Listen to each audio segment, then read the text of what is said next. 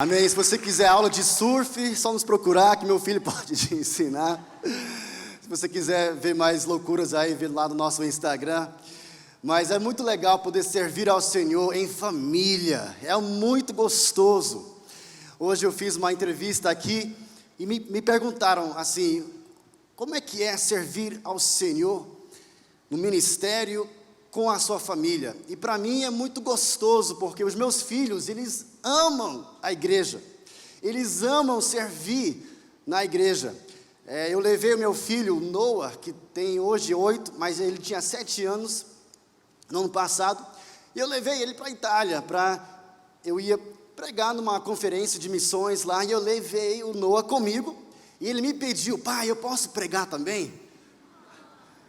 Isso me deixou tão feliz, assim, eu comecei a chorar de ver que realmente é tão importante a gente passar esse amor pelo corpo de Cristo, pela igreja, de avançar no evangelho aos filhos também. E ele pregou lá na Itália, ele pregou sobre o Espírito Santo, ele pregou em inglês e foi traduzido para italiano, mas ele amou, né, e ele já ficou inspirado para ficar pregando.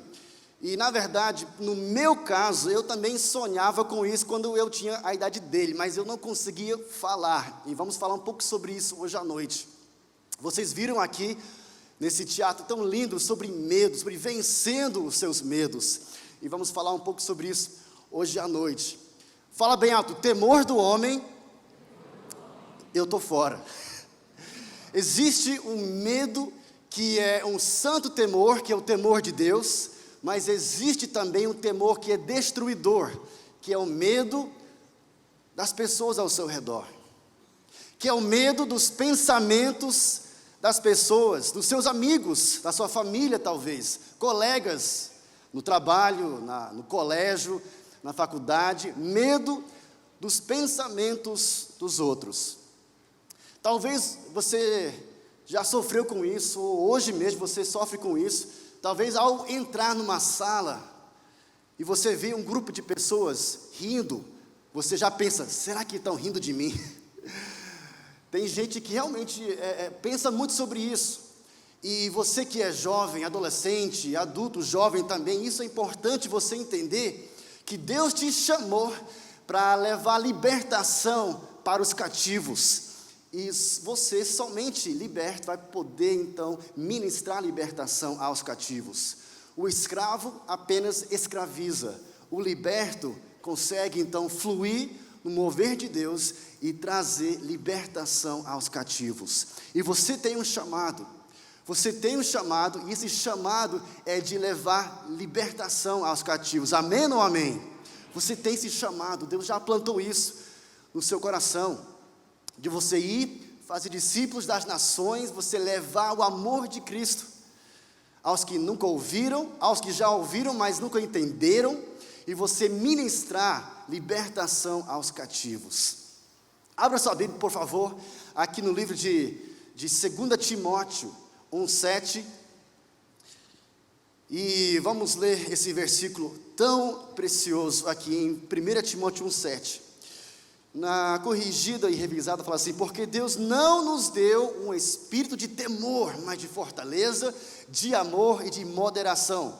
Na NVI fala assim, pois Deus não nos deu um espírito de covardia, mas de poder, de amor e de equilíbrio. Fala isso, poder, amor e equilíbrio.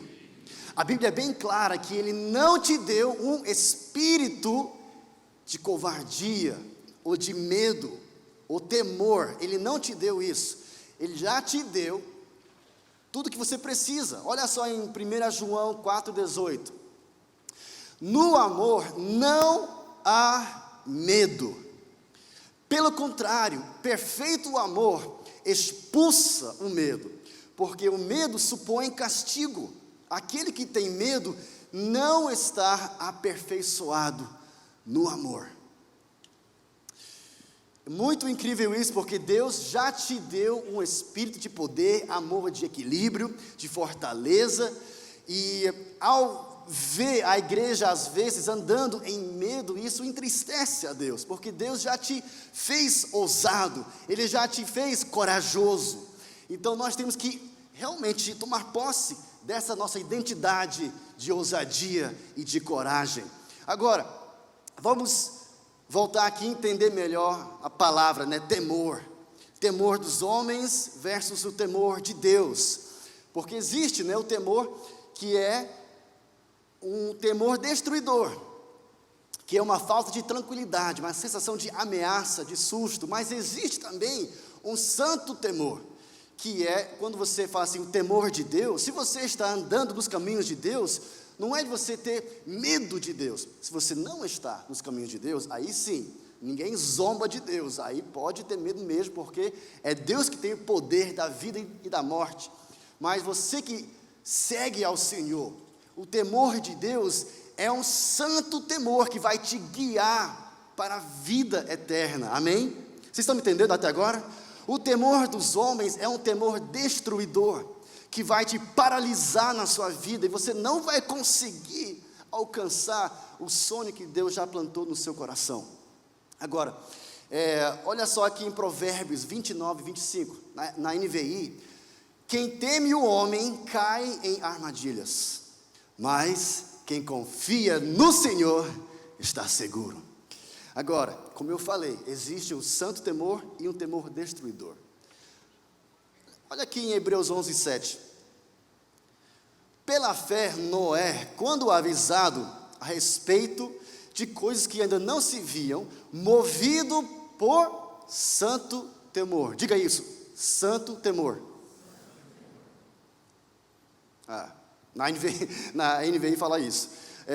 Construiu uma arca para salvar a sua família. Então ele foi movido pelo um temor de Deus. E ele obedeceu, e isso então trouxe vida a ele e a sua família inteira. Você sabia que medo é um espírito profético? Como assim? A Bíblia fala que Deus não te deu um espírito de covardia. Covardia, o medo, o temor dos homens é um espírito profético. É um espírito falso. O que é que um falso profeta faz? Ele profetiza, como é que fala? Como é que é? Profetiza, né? Sabia. Se fosse em inglês seria melhor, viu, gente?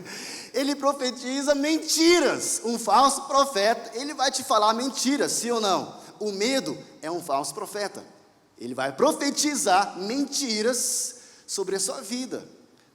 Se você viver inteiramente para Jesus, ele vai te falar, você vai perder algo especial na vida.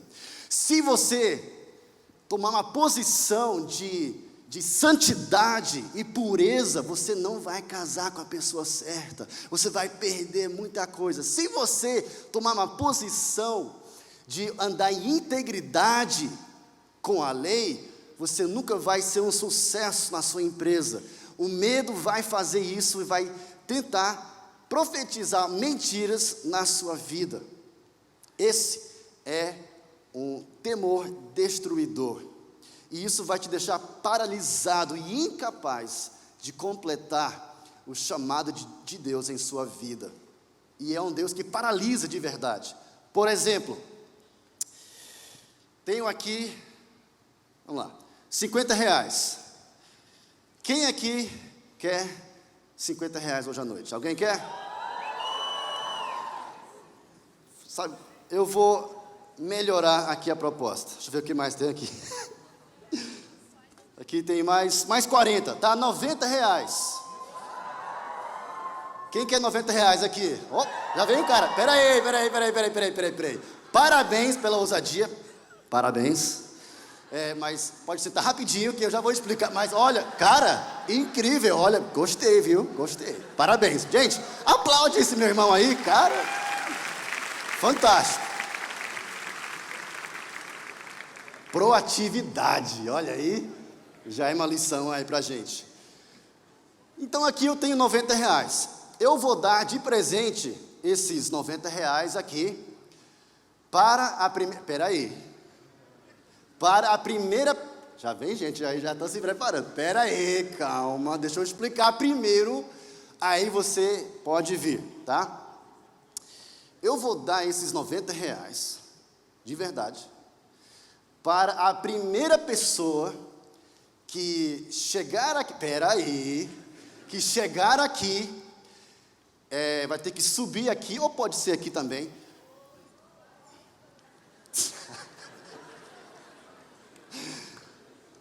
A primeira pessoa que chegar aqui e conseguir falar para nós aqui a lista dos 12 espias que Moisés enviou para a terra prometida. Eu já vou te ajudar com os primeiros dois. Quem são? Josué e Calebe. Os outros 10, vamos lá. 10, 9, vai, pode vir. 8, sem olhar na Bíblia, sem olhar no Google. 7, 6, 5, ninguém, gente. 4, 3, 2, 1, já era, perderam. Ainda bem também, porque esses 50 aqui não é nem meu, é do pastor Lucas. Mas eu estava lá suando, caramba, eu vou perder. Mas eu já fiz isso antes com R$100, eu já fiz com iPhone, até agora ninguém conseguiu.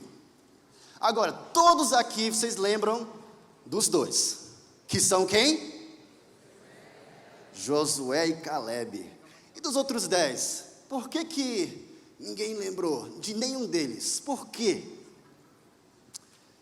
Quem pode me dizer por que ninguém lembra até hoje dos outros 10? Só dos dois. Hã?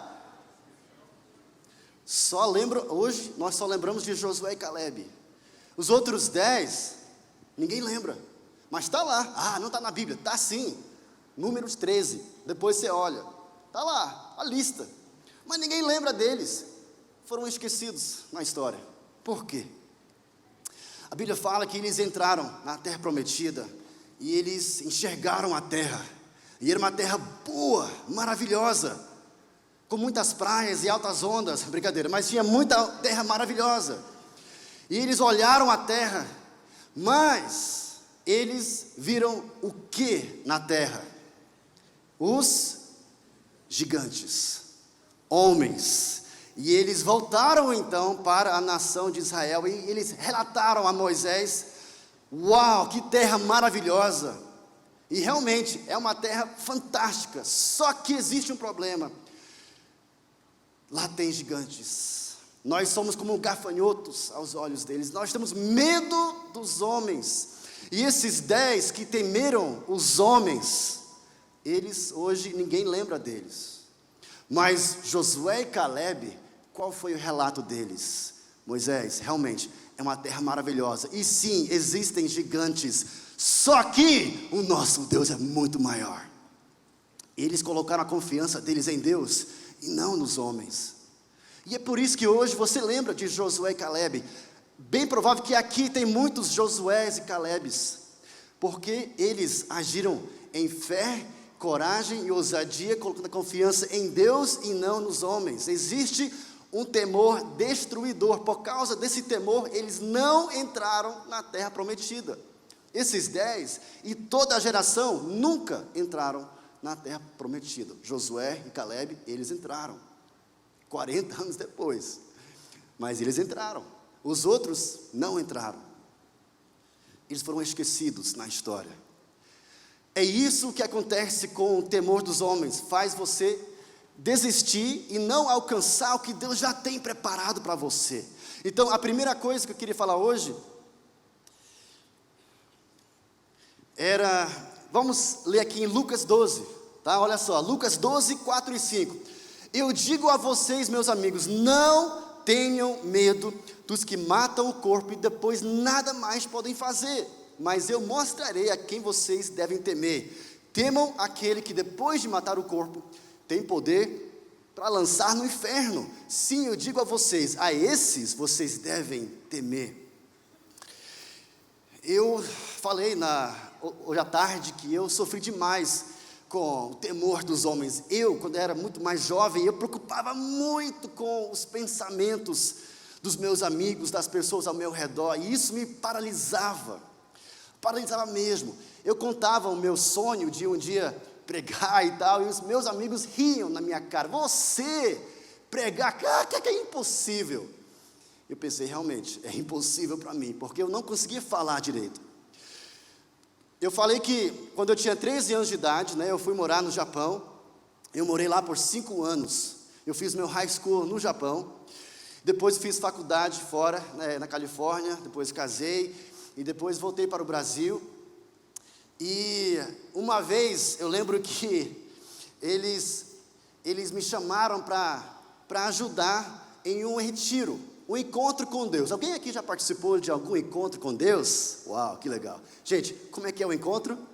É tremendo. Aí eu fiz o encontro, participei, foi muito legal.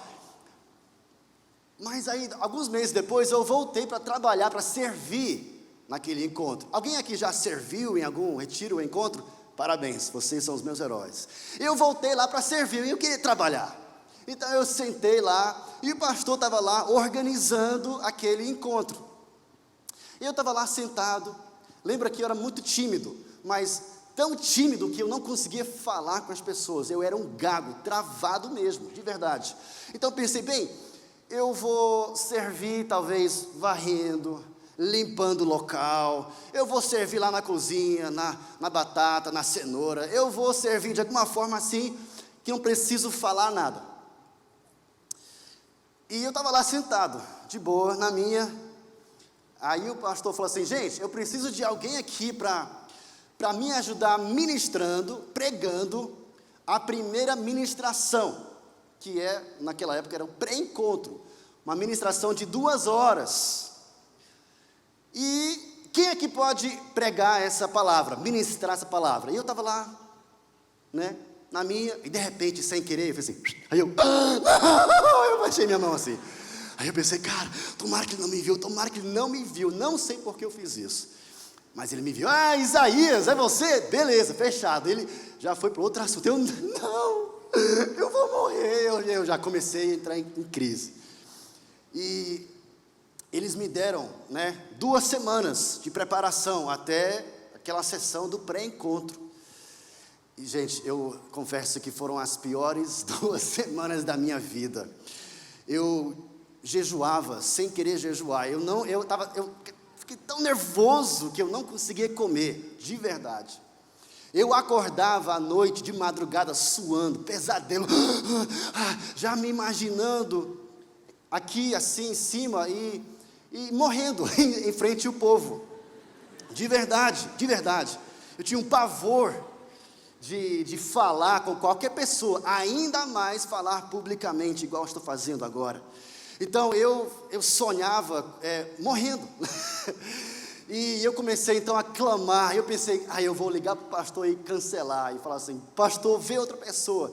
Cada vez que eu pegava o telefone para ligar para ele, eu pensava, eu não vou ligar para ele, porque eu sei que pressão gera poder. Fala isso, pressão gera poder. Se coloque em situações de pressão, porque isso vai gerar poder na sua vida. Então pensei, eu vou me colocar numa situação super desconfortável, muita pressão, e eu vou crer para Deus fazer um milagre.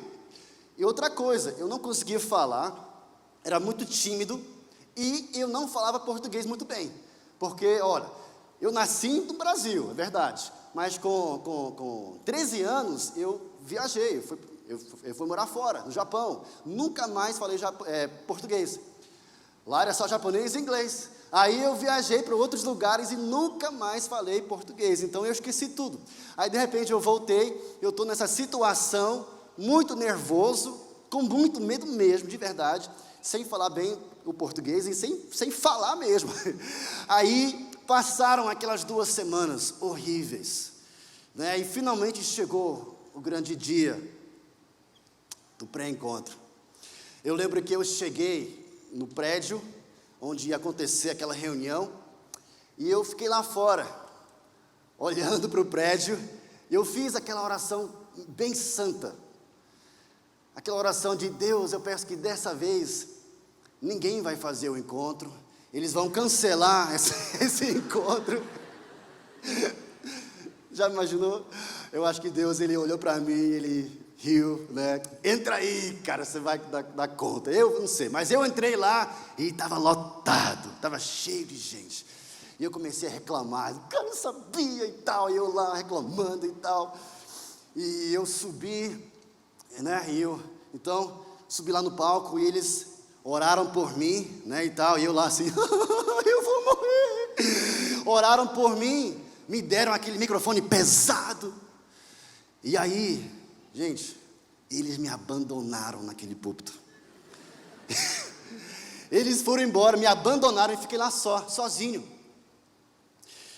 Mas eu fiquei lá sozinho e aí eu orei intensamente, né? Eu falei, Deus, por favor, é agora ou nunca, é tudo ou nada. Ou eu vou conseguir fazer alguma coisa, ou eu vou morrer. Cadê o meu caixão? Eu já pode me levar aqui. E eu orei naquele momento, eu gritei interiormente, Deus, por favor, faça um milagre neste momento. Eu obedeci, me coloquei numa situação de pressão, e eu sei que por mim mesmo, eu não consigo fazer, é impossível eu fazer isso. Então Deus, estou aqui, faça um milagre. Abri os olhos, eu vi lá a multidão, e eu gelei, Mas aí aconteceu um milagre, eu comecei a pregar, então eu pulava para cá, eu pulava para lá, e eu pregava, e o povo que me conhecia, pensou, quem é esse cara? E eu também perguntei, quem é esse cara? Eu não conheço ele. Estava lá pregando, mas naquele dia, graças a Deus, Deus fez um grande milagre, e Ele quebrou algo na minha vida, que era aquela preocupação, aquele medo das pessoas, porque isso paralisa a gente. Então, graças a Deus que pressão gera o quê? Está fraco. Pressão gera poder. Então se coloque, mas eu dirigir ou liderar uma célula? Eu? Sim, você vai dar conta. Eu discipular alguém? Sim, você vai dar conta. Se coloque em situações de pressão, que isso vai gerar poder na sua vida. E olha que o negócio era feio comigo. Eu realmente era muito tímido, mas de verdade, eu lembro que quando eu era mais jovem ainda, eu lá no Japão, não tem aquelas filas, né, do refeitório, aí você está lá na fila, pegando a sua comida, e eu lembro que uma vez, eu tinha tanto medo das pessoas, eu peguei minha comida, e eu olhei para o refeitório, eu não conhecia ninguém, eu pensei, e agora? Eu não sei aonde nem sentar. Se eu sentar com pessoas que eu não conheço, eles vão rir de mim. Se eu sentar sozinho, outras pessoas vão me olhar e pensar, olha só, esse daí não tem nem um amigo. E vão rir de mim. E eu peguei minha comida, sinceramente, isso aconteceu, que eu fiquei andando, olhando assim com pavor, eu não sabia onde sentar, eu fiquei andando, até que eu cheguei à porta. Eu saí do refeitório, fiquei andando, até chegar num banheiro. Eu entrei no banheiro, né, fechei o vaso e eu sentei lá, em cima do vaso, almoçando, sozinho, de tanto medo que eu tinha das pessoas. Talvez você tenha um temor dos homens, mas talvez não esse nível. Mas se Deus conseguiu me libertar, eu também tenho certeza que Ele vai e já está te libertando neste momento. E como eu falei, nós temos que agir em fé, porque só uma pessoa liberta vai conseguir libertar as pessoas. Então a primeira coisa que o temor do homem faz, é que o temor do homem aprisiona o homem. João 12, 42, fala assim, ainda assim, muitos líderes dos judeus creram nele, Jesus, mas, por causa dos fariseus, não confessavam a sua fé, com medo de serem expulsos da sinagoga, pois, olha só, preferiam a aprovação dos homens do que a aprovação de Deus. E isso vai prender você às pessoas, você vai ser um prisioneiro das pessoas. E, sabe, isso é horrível. Quem aqui já correu aquela corrida nos acampamentos, nas brincadeiras? Tem aquela corrida das 3 pernas. Você junta com outra pessoa, aí eles amarram a sua perna com a perna da outra pessoa. Quem já fez isso? Então, é muito legal uma brincadeira que você está lá amarrado com outra pessoa, aí você, 1, 2, 3 e já, aí você começa a correr e tal, e pô, você cai, não é? Claro, porque você não consegue correr bem amarrado com outra pessoa. Imagina o Usain Bolt amarrado em você. Você acha que ele ia... Talvez ele teria mais facilidade com alguns do que com os outros, mas ele não iria conseguir realmente correr até assim, o potencial dele. É ou não é? Claro que não. E é desse jeito, quando você tem o temor dos homens, você está se aprisionando às pessoas. Você não vai conseguir correr a sua corrida do jeito que Deus planejou para a sua vida. Amém ou não amém? Então, se o homem no trono do seu coração, você começa a temer o homem. O homem agora é o seu medidor de aceitação, o seu padrão de sucesso. É a aprovação do homem que você procura. São as opiniões e o conselho do homem que você agora valoriza. E a sabedoria do homem que você estima. A segunda coisa que o temor do homem faz é que ele distancia você de Deus. O temor do homem distancia você de Deus. Jeremias 17:5 fala assim: assim diz o Senhor, maldito é o homem que confia nos homens, que faz da humanidade mortal a sua força, mas cujo coração se afasta de Deus. Em Gálatas 1:10 fala assim: acaso busco eu agora a aprovação dos homens ou a de Deus? Ou estou tentando agradar a homens? Se eu ainda estivesse procurando agradar a homens, não seria servo de Cristo. Sabe, eu acho que o diabo usa essa ferramenta contra os mais fortes, contra o Pedro, o próprio Pedro. Na Bíblia, o Pedro, gente, ele era um grande homem de Deus. Mas olha só o que fala aqui em Lucas 22:54 em diante. Fala assim: então, prendendo Jesus, levaram-o para a casa do sumo sacerdote. Pedro o seguia à distância. Mas, quando acenderam o fogo no meio do pátio e se sentaram ao redor dele, Pedro sentou-se com eles. Uma criada o viu sentado ali, à luz do fogo. Olhou fixamente para ele e disse: este homem estava com ele. Mas ele negou: mulher, não conheço. Pouco depois, o homem o viu e disse: você também é um deles. Homem, não sou, respondeu Pedro. Cerca de 1 hora depois, outra afirmou: certamente este homem estava com ele, pois é galileu. Pedro respondeu: homem, não sei do que você está falando. Falava ele ainda quando o galo cantou. Agora olha só essa parte forte. O Senhor voltou-se e olhou diretamente para Pedro. Então Pedro se lembrou da palavra que o Senhor lhe tinha dito: antes que o galo cante hoje, você me negará 3 vezes. E saindo dali, chorou amargamente. Eu acho incrível essa passagem, quando a Bíblia fala que o Senhor parou e ele olhou diretamente a Pedro. Você sabe que você consegue comunicar muita coisa através de um olhar. Você que é pai, né? Eu tenho 3 filhos, e eu consigo comunicar muita coisa em um só olhar para os meus filhos. Quando a gente está na igreja e estão fazendo uma bagunça, barulho, um olhar para eles, eles já entenderam perfeitamente o que eu quero dizer. Depois vamos ter uma conversa. Mas também, por exemplo, você que é casado, eu consigo comunicar muita coisa através de um só olhar para minha esposa. Eu não vou entrar em detalhes agora, mas você entendeu, né? Você consegue comunicar muita coisa através de um olhar. Nesse momento, quando Jesus olhou para o Pedro, o que será que ele quis comunicar? Será que naquele momento, Jesus olhou para o Pedro e ele comunicou: sabia, eu te falei, cara, eu te falei e você me negou, olha só, eu sabia. Você acha que foi isso que ele quis comunicar? Claro que não. Nós conhecemos Jesus. Com certeza, ele olhou para o Pedro, ele comunicou uma coisa: Pedro, não importa o que você fez, eu te amo. Nada que você consegue fazer pode mudar isso. E eu te amo e vou continuar te amando para sempre. E hoje, talvez você já falhou em algumas áreas, mas hoje Deus está aqui olhando para você e dizendo a mesma coisa: meu filho, minha filha, eu te amo.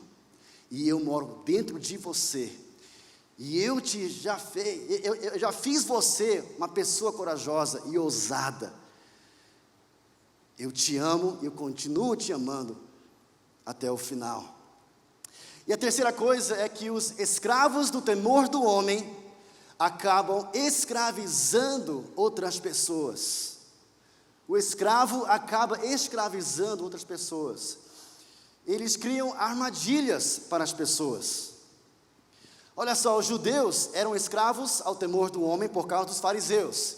Aí depois a Bíblia fala que os judeus estavam presos nesse mesmo temor. E eles replicaram isso em outras pessoas. Aqui em João 7,13. Mas ninguém falava dele, de Jesus, por medo agora dos judeus. Então, os fariseus, os judeus, eles replicavam isso. O escravo só consegue escravizar. O liberto, que somos nós aqui, temos um chamado de levar libertação para o mundo perdido. Amém ou não amém? Existe uma certa doença no Japão. Na verdade, não é só no Japão. É ao redor do mundo. Mas no Japão eles deram um nome. Hikikomori. Fala isso. Uau, parabéns, gente. Internacional mesmo. Hikikomori é uma doença muito triste. Que eles estimam que 1 milhão de japoneses agora, neste momento, eles estão sofrendo com hikikomori. O que é isso? É uma doença que começa, às vezes, quando é criança, adolescente, jovem. Começa com o simples medo das pessoas. E isso começa a crescer no coração da pessoa. E chega até um ponto que hoje, literalmente hoje, no Japão, existem mais do que 1 milhão de pessoas sofrendo com isso. Hoje eles estão com tanto medo, temor de homens, que eles se trancam nos seus quartos, e eles não falam com ninguém. Eles dormem o dia todo e ficam acordados a noite inteira, e tem alguns casos que nem conseguem ver os pais. Então o pai ou a mãe leva a comida debaixo da porta, e a pessoa fica lá trancada, 24 horas, 7 dias por semana, sofrendo, porque era uma coisinha que começou a crescer, e agora eles são cativos, literalmente cativos, ao medo. E nós temos esse chamado de levar libertação de Jesus para aquelas pessoas, de libertar os cativos. Mas hoje tem muita desculpa, eu não posso por isso, não posso por aquilo. Deus usa pessoas proativas. O Billy Graham, por exemplo, olha só, o Billy Graham, a primeira vez que ele foi pregar, ele tinha 4 sermões preparadas. E ele subiu lá para pregar, ele ficou tão nervoso que ele pregou as 4 sermões em menos do que 10 minutos. De verdade. O que acha que iria ter acontecido se o Billy Graham falou assim: Deus, olha aí, eu não dei conta, e eu acho que isso não é a minha área. Eu acho que eu não dou conta de pregar. Tem muitas desculpas hoje em dia. Por exemplo, o Abraão era muito velho. Jacó era um mentiroso. José foi abusado, traído e escravizado. Moisés era um gago. Gideão era medroso. Raabe, prostituta. Jeremias e Timóteo eram muito jovens. Davi era um adúltero e um assassino. Elias queria cometer suicídio. Jonas fugiu de Deus. Naomi era viúva. Jó perdeu tudo. João Batista comia bicho. Pedro negou Jesus. E os discípulos dormiram enquanto oravam. Marta se preocupava muito. A mulher samaritana se divorciou 5 vezes. Zaqueu era muito pequeno. Lázaro era morto. Qual é a sua desculpa? Você está vivo hoje? Amém. Deus consegue te usar. Ele consegue levar você a alcançar o melhor de Deus na sua vida. Todo mundo tem desculpas, mas Deus é maior do que a sua desculpa. Eu estarei com você, diz o Senhor. Amém? E às vezes é difícil você ouvir que, cara, eu preciso de ajuda, mas a boa resposta é que existe uma solução. É de você colocar a sua confiança inteiramente no Senhor. Eu queria chamar aqui um voluntário, um jovem magro. Cara, você tem medo de alturas? Você? Não? Vem cá. Não. Os dois. Vem cá, os dois. Vem cá. Sobe aqui. Tá. Agora eu preciso de 7 homens fortes para me ajudar bem aqui. Vem cá, 7 homens já estão entendendo, né? Já estão. Isso, olha o homem forte aí. Vai. Vem cá. 7. Os pastores. 7 pastores. Olha o Israel aí. Eita, gente.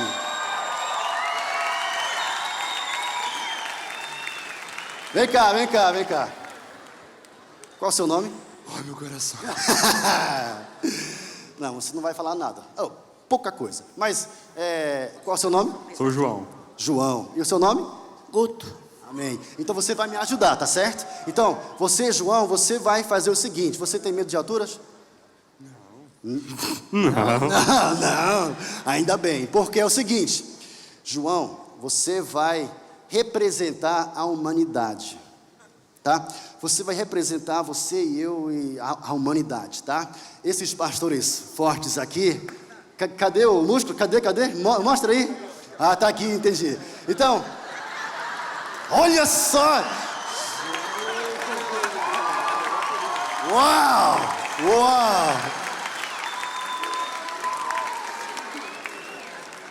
Gostei. Sozinho ele já consegue, né, gente? Só ele já... Não, brincadeira. Vem. Faz o seguinte, vamos bem aqui, talvez tenha mais espaço. Faz 2 fileiras, né, de frente para o outro. Estenda as suas mãos assim. Ele vai ficar bem aqui, tá? Então, deixa eu ver, talvez o outro... Aqui mesmo, né?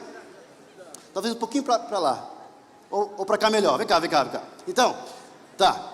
Vocês vão ficar em 2 fileiras e vão abrir os braços e geralmente é melhor você fazer assim, ó. Isso aí. Eu vou dar um tempo para vocês ter certeza que tá tudo legal. Tá tudo bem aí, gente? Não. Você vai me ajudar a contar até 3. Ele que vai fazer o ato. Você topa, João?